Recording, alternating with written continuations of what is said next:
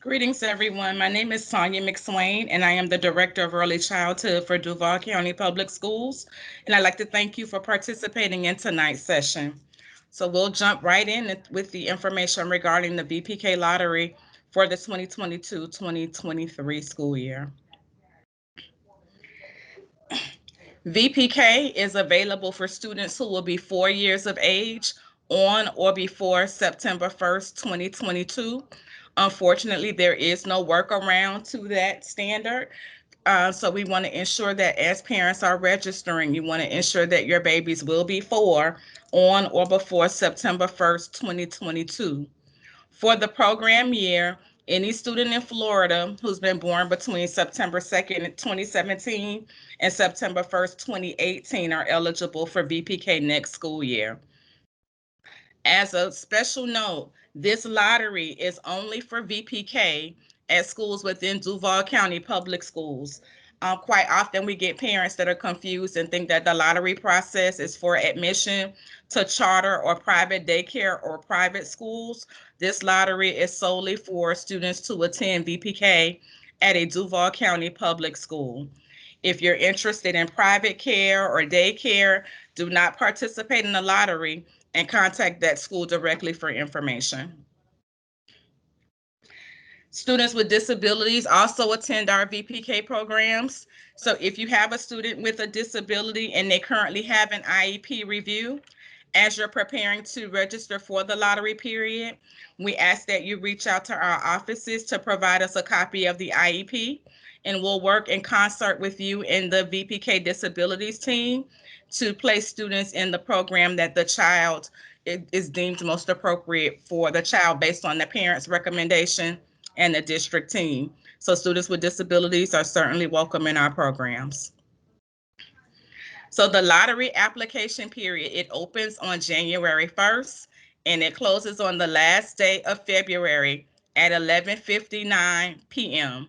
We ask that parents do not wait until that last week because the process to get the student number and the application pushed out to you takes about a day or so. And we want to ensure that you have enough time to consider your choices and get your application submitted and your confirmation email that it's been accepted back in enough time.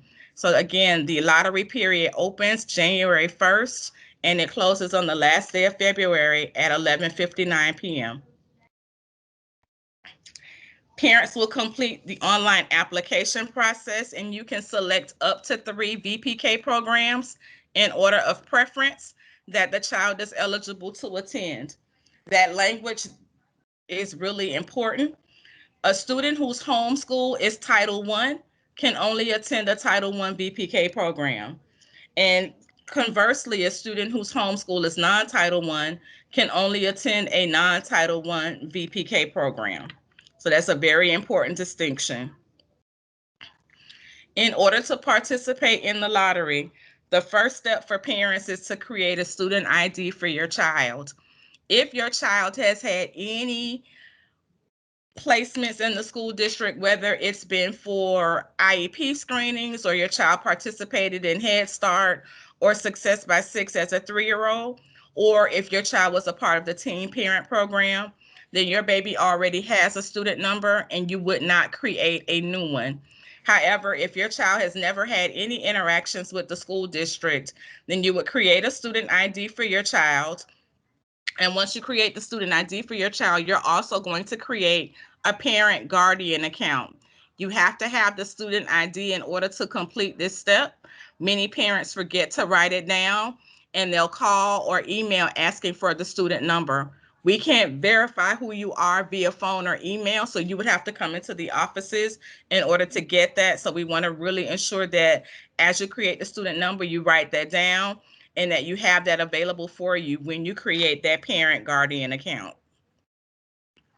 Once you complete that parent guardian account, you're going to email 2 proofs of ID to the address on the screen, dcpsec@duvalschools.org.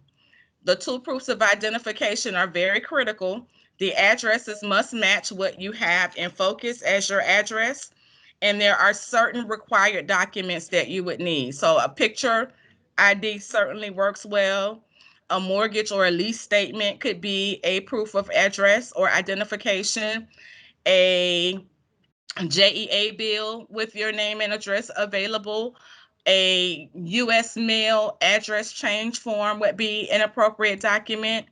And there are a few others that you can find on our district website. But when you email those two proofs of address, they must match the address that you use when you create your Focus account. Once you've created that, we'll approve your parent guardian account and you will receive the application for VPK within 24 to 48 hours in your parent guardian Focus account. You're going to receive a confirmation once you create your student ID number and your parent guardian account. That is not a signal that you've completed the application. You'll know when you've completed the VPK application successfully because you're going to receive an email confirmation with your choices listed. And that is a very important distinction. So when you create the student number and the parent account, you're going to email those two proofs of address.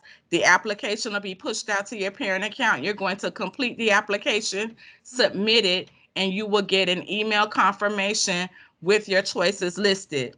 If you don't get that, then please reach out to our offices so we can troubleshoot to ensure that we have your child recorded as having submitted the application. Lottery notification typically happens mid to late April, but that is not a guarantee. But in the past few years, that is when it typically happens. Parents receive an email with the results of the lottery. Students who are not accepted through the lottery into any of the choices are waitlisted. Waitlisted students are contacted for admission into one of the requested schools by waitlist order if any openings become available during the summer.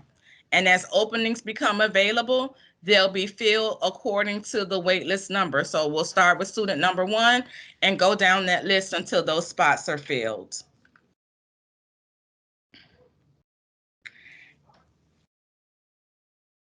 After you've been accepted, you get the email from us confirming that your child's school of choice has been selected.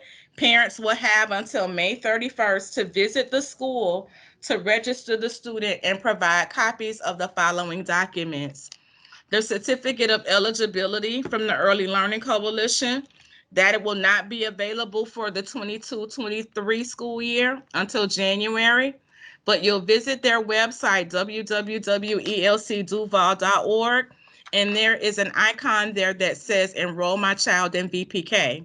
That is what you'll click on. You'll create that parent account and apply for a school year certificate of eligibility. You have to have that in order to attend VPK. You must also have proof of age, which is the birth certificate, proof of residency, and you'll need 2 proofs of that, a current Florida health exam, and a current Florida certificate of immunization. If you're moving from another state to Jackson to Florida, you would have to have your child's records from the other state transferred to Florida documentation for submission. If a parent does not accept that seat by May 31st, the seats will be released if the registration is not complete.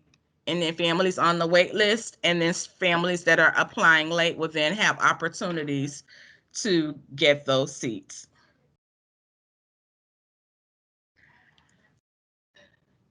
If a student is on the wait list, parents will be notified by email and or phone call. Parents will have 48 hours to decline the seat.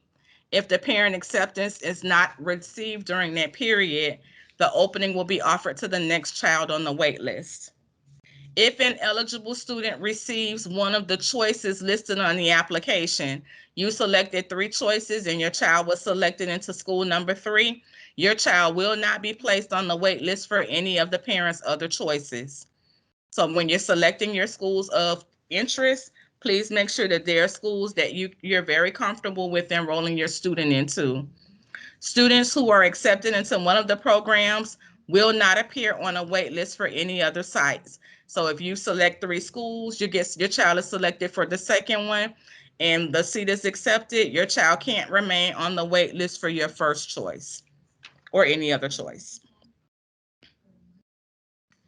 If you miss the lottery deadline after June 1st, parents will be contacted in order from the wait list, and once the wait list is exhausted, any remaining seats will be available for the late application period.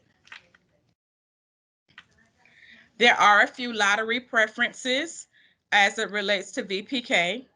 The first lottery preference is for children of district employees if their parent or legal guardian is employed at the requested district school and the student is otherwise eligible to attend the school. So if I'm a teacher at Neptune Beach, I want my child to attend Neptune Beach with me, and I live in a non-Title I area, then my child will receive lottery preference for that school. However, if I'm a high school teacher and I'm interested in getting my VPK child at the elementary school down the street, I would not be eligible to receive the preference, the lottery preference. The second lottery preference would be for siblings already attending the requested school when the child's enrollment will be concurrent. So if you have a student that's in fourth grade, that'll be in fifth grade next year at North Shore Elementary, and you're trying to get your VPK student into North Shore Elementary as well, that child will receive sibling preference for the lottery for that school year. Sibling is defined as brother, sister, half brother, half sister, step brother, step sister living in the same household as the applicant. On the application, we ask for the sibling's name and the sibling student number so we can verify that information before providing the preference. The third preference would be for military dependents transitioning who are on active duty. Those families have to provide us with active duty orders in order to receive the military preference. And finally, the final preference are for the children of persons employed with some of our contracted services, our food service, custodial service providers.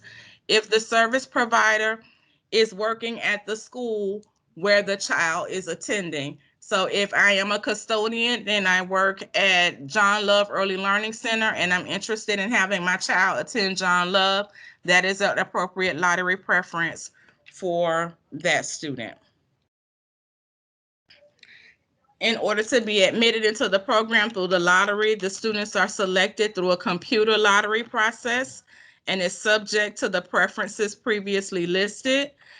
We'll accept as many eligible students to the pre-K program as we can accommodate with the number of seats we have available.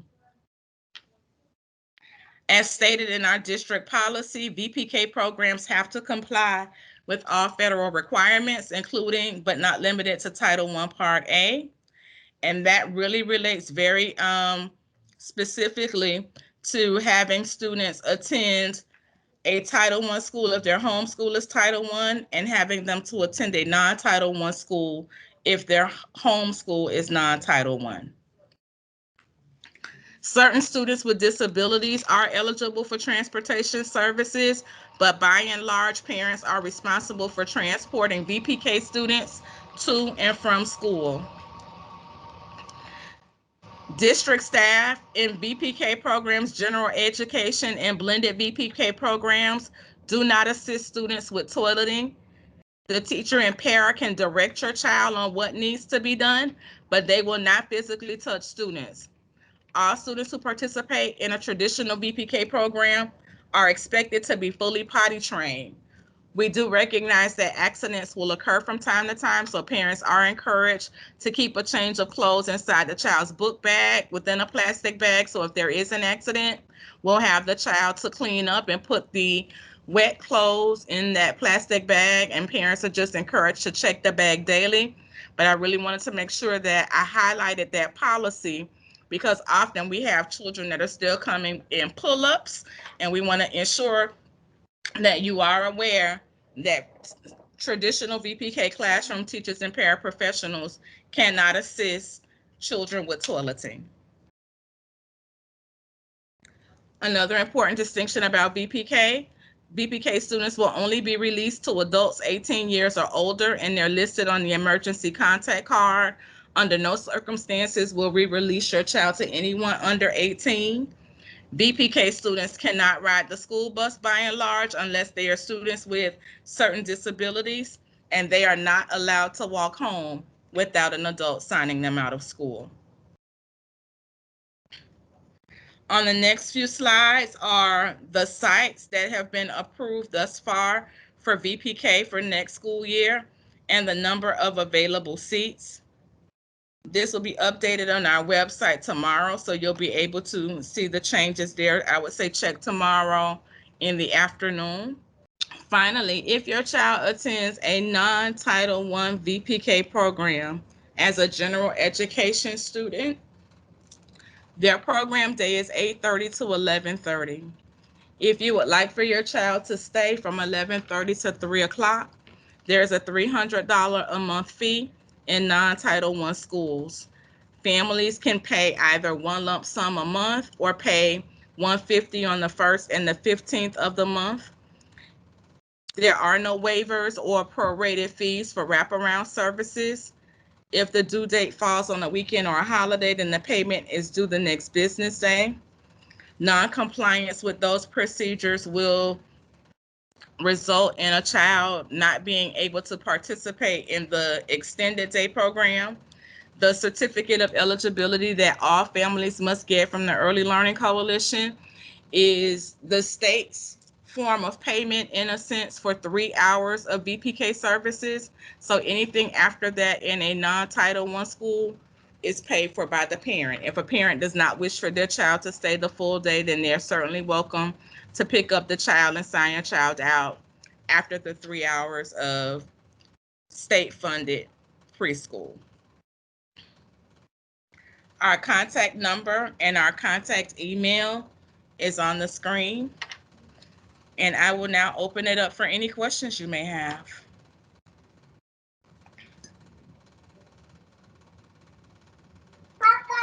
Hey, good evening. I submitted a question in the chat a little bit earlier on, but I'll just go ahead and restate it. I'm just a little bit confused about the Title I versus non-Title I homeschool. So our homeschool would be San Pablo Elementary, but we're looking to send our daughter to the Neptune Beach Elementary, which it looks like it's a non-Title I. Is And so that is San possible? Pablo. I'm sorry, what? I said, and so is San Pablo. So your Okay. child would be eligible to attend Neptune. Okay, great. And then one follow-up question on the time of day for the extended day. So the only option for extended day is 11:30 to 3. There's something that goes later than 3 o'clock.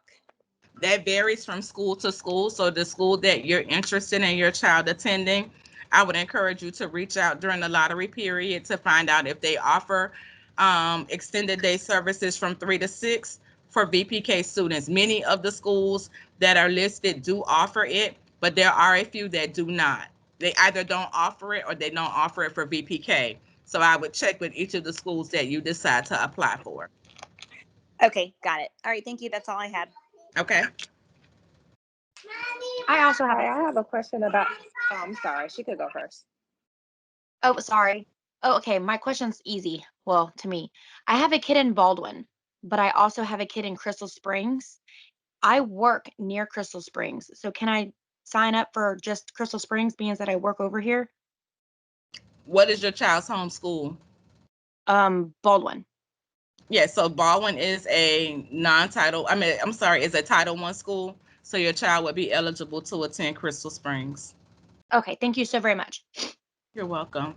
I also see a question in the chat that asks, what if I already have a Focus account?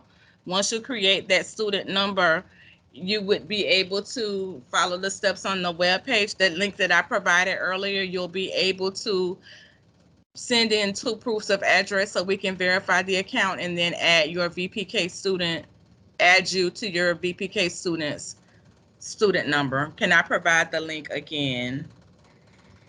Yes. If there are other questions, you can definitely ask. Okay, I have two questions. Yes, ma'am. One was about the student number. My daughter, she has an ELC voucher, and she goes to a home daycare. So is that technically in the system? No, ma'am, because the Early Learning Coalition and Duval are different agencies, so that number stays with EOC. In order to create a student number, you would use the link that's on the screen now under step number 1. Okay, and create her number that way. Okay. Yes, ma'am. Okay. And I feel like this is being repeated, but it's still not clear to me. But I want my daughter to go to Hogan Elementary because it's close to where I gotta work. So Okay. my homeschool, I'm not sure my homeschool, but I definitely want her to go to Hogan. So, I mean, do we have to go to the schools that's in our district? No, you do not. But if your homeschool is Title One, then your child is eligible to attend any Title One school. If you go to our district webpage on duvalschools.org, there's Hmm. a tab there that says students and parents. There is a link there that says school locator. If you type in your address there, you'll need the address and the zip code, and you hit search. In the very right hand corner of that page, it'll tell you your home school, whether it's elementary, middle, or high school. Hmm. And then that'll give you a sense of which schools you would be able to apply to. So the list of schools that I showed a few slides ago that had all of our VPK schools that indicate Title One or non-Title One, that'll be available on our district page tomorrow afternoon. So as you're applying, you'll then be able to determine which of those schools you would be interested in and applying for. Gotcha. Got it? Okay. Gotcha. Thank you. Mm-hmm. Ashley put a link there for finding your homeschool. Miss Taylor, you asked, so non-Title One parents only have 7 options. That is correct. Many of the non-Title One schools are over enrolled in other grade levels, so the space available in that school in those schools to offer VPK is quite limited. So we can only go where they have space available, and right now those are the only schools that had enough space available for us to provide VPK services. I would say the one school that has the most seats would be Anchor Academy. Anchor Academy has 40 seats available. Twin Lakes has 20. West Riverside has 20. The others all have 12. So that's something to consider also when you're making your decisions about which site you would like to apply for. Hello. I didn't see Sadie Tillis Elementary on there. Sadie Tillis does not offer VPK. So if that's my homeschool, then what school So Sadie would be Tillis is a Title One school. So any of those schools on the list that are Title One, you would be eligible to apply. Thank you. So Mhm. what is the difference? I'm sorry, I have a second question. What is the difference between a Title One school and a non-title school? A Title One school has, and don't quote me on the percentages, but I believe it's 75 to 80% of the students are eligible for free or reduced lunch. And with non-Title One schools, their percentages are less. So Title One schools receive additional federal funding, and we use some of that funding to fund the full day programming for those students. With non-Title One schools, we don't get the additional funding for those schools. So if parents wish for their children to be there the full day, parents have to help supplement that cost. Okay, thank you. So the Title One schools, they can stay the whole day and it's not the $300 cost? That's Or, correct. okay, so what is the cost then for the Title One schools, for the There is full? no cost for Title One. There's only cost for non-Title One schools. Oh, okay, thank you. You're welcome. I have another quick question. Is White House, do they have VPK? Yes, ma'am. And it is a Title One school. Okay, thank you so very much. You're welcome. Excuse me, I'm sorry, I came in late. I have a question. Yes, ma'am. So I've heard the part about the elementary schools and the difference between Title One and not. What about daycares that offer VPK? Like my daughter's in daycare now and they offer VPK. What is the process the same for that? Their process would be different. You would still have to get a certificate of eligibility from the Early Learning Coalition but those daycare centers would all have their own registration process. I will say just examine very closely the differences between daycare center provided programs and school district provided programs. Okay. There is a website called brightbeginnings.org. It's a state website where you Mm-hmm. can take a look at readiness rates and compare how your daycare center shapes up against some of the public school programs. So you may want to take a look and see the readiness rates to see the percentage of students that they have ready for kindergarten, because that's the whole goal of VPK, to ensure that your babies leave that program ready for kindergarten with the readiness skills that they need to have to be successful. So just examine that very closely when making your decisions. Okay, thank you. You're welcome. And I'm Hi, I have a sorry, I didn't question. hear the. I'm sorry, I didn't hear the part about when you said what was the full hours for the VPK. So if the certificate of eligibility that you get from the state is for 3 hours of instruction. That's 8:30 to 11:30. Title One funding we use in our schools to provide a full day. So that's 8:30 to 3 o'clock. In non-Title One schools, we don't have that additional funding to extend it to a full day. So if families would like for their children to stay the full day, that has to be supplemented by parent fees. And that's the $300 a month. Thank you. Is that the final list of the schools, or do more schools get added until January? That is the final list. There may be one addition to that, but that would happen probably after the lottery period is open, and it would be a Title One school. We're working on a project, but we're still working to see if we'll be able to open next year or postpone it a year, so that school does not appear on the Okay, list. I appreciate it. Thank you. Mm-hmm. Hello. Yes. Hey, ma'am. Yes, my daughter will be 3.5.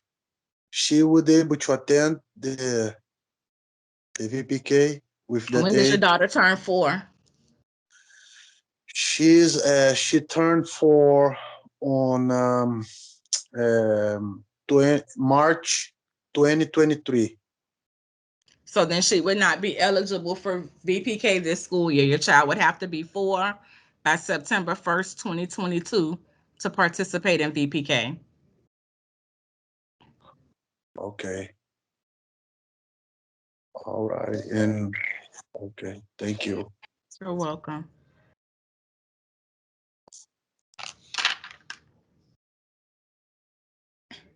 I see someone said I use the Zone School website, but as it doesn't show VPK, only elementary, middle, and high school. Kim, can you unmute and let me know what was the elementary school?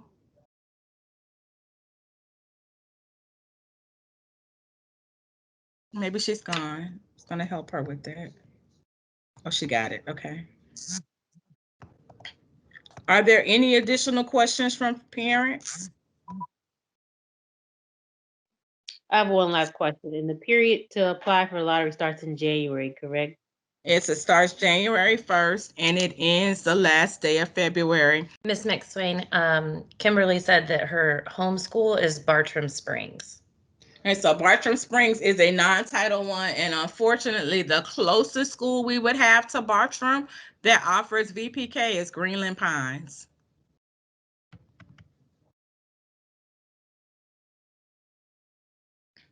So Greenland Pines, Twin Lakes, those are probably the closest schools to you.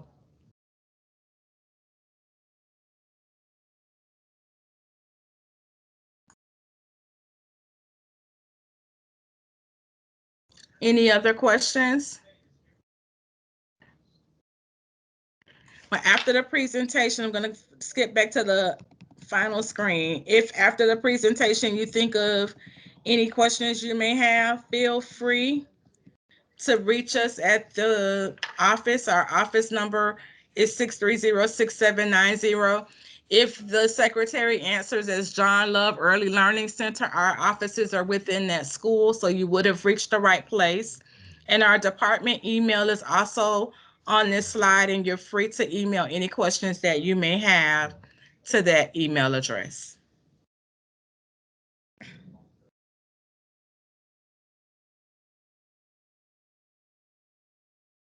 Are there any other questions? Well, I'll turn it back over to Ashley. Thank you all for your time and attention.